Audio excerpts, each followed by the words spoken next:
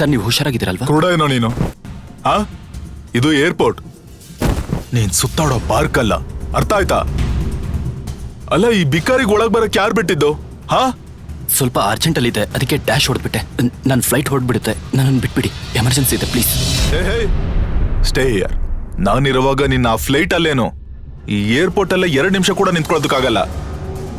ನಿನಗ್ ಗೊತ್ತಿಲ್ಲ ನೀನ್ ಯಾರಿಗ್ ಡಿಕ್ಕಿ ಹೊಡೆದಿದ್ಯಾ ಅಂತ, ಅರ್ಥ ಆಯ್ತಾ? ನಮ್ ಸರ್ಗೆ ಡಿಕ್ಕಿ ಹೊಡಿತೀಯ ನೀನು? ನಿನಗಿನ್ನು ಗೊತ್ತಿಲ್ಲ ಇವ್ರು ಯಾರು ಅಂತ? ಇವ್ರು ಪ್ರೈಮ್ ಏರ್ಲೈನ್ಸ್ ನ ಓನರ್.